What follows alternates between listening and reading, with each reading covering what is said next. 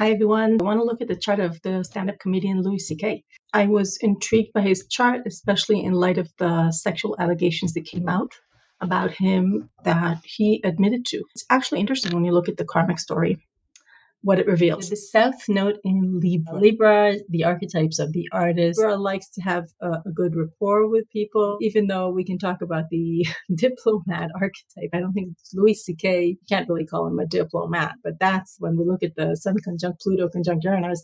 This is a guy who's going to dig the dirt out from under and show it to us. And that's what comedians do. With the great comedians, what they do is they make us laugh, I think, at life's absurdities and pains. The outcome of that is healing, because Pluto is about healing, essentially. And then we see that Venus is in Leo, the performer, right? And then we see that it's conjunct Jupiter now. Everything that Jupiter touches expands, So this Jupiter is the god of the gods, I think, king of the gods. Leo is king of the beasts.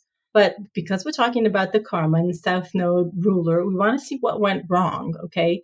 Because South Node is kind of what went wrong, what vexed you, what you couldn't get over. Venus, we see, is squared by Neptune from Scorpio. Okay, we're starting to get on to something here. Scorpio, its shadow side, can be about misuse of power, of sexual power. With Neptune, Neptune is, the modern ruler of Pisces, and it's beautiful. It's like, God, we're all one.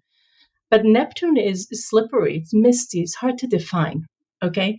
So Neptune, maybe when we're looking at the South Node story, it has to do with illusion and losing your identity and believing something to be true or good when it actually isn't. It's like your eyes are like seen through fog. You can't see reality as it is. And so I think this is about misuse of power in a sexual way, in a scorpionic way, with Mars here also squaring Venus. But as you can see, it's in Sagittarius. So it's out of quality. There's still a square because of the orbit, but it's out of quality, we call that. So it's kind of not a very strong square, but still Mars is the ruler of Scorpio. So I'm going to put this in the nodal story, and I'm going to say Mars is on its shadow side is about war and fighting and violence. On its high side, it's about assertion and protecting the weak or protecting your values, and knowing how to defend yourself. Okay, I like it that it's out of quality because it does fit the story.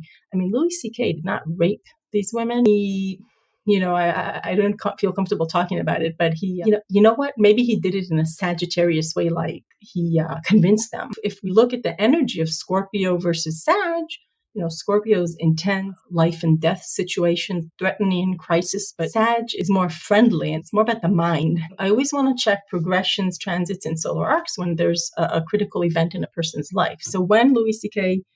Issued his statement of remorse and repent and apology, the progressed sun, you see, is on his South Node.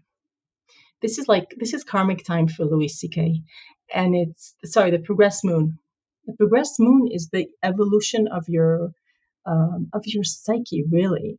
It's where is your heart now? And it feels like he didn't want to repeat the past. And you see how this progressed moon is forming a sextile to Louis C.K.'s moon in Capricorn. Okay, Capricorn, if you express remorse because you didn't do the right thing, I believe you. If you having your Sun and Pluto in Virgo helps. It helps you to become a better person. Virgo is not only about becoming better at your craft, but it's constantly about bettering yourself. It's that self-scrutiny that can sometimes plague the Virgo can also help them be the better person, and more humble in the face of their wrongdoings. And I think those are also the subjects that's his subject matter a lot of the time. But so that's my take on his story. Please like, share, and subscribe. Leave your comments below, and I'll see you next time.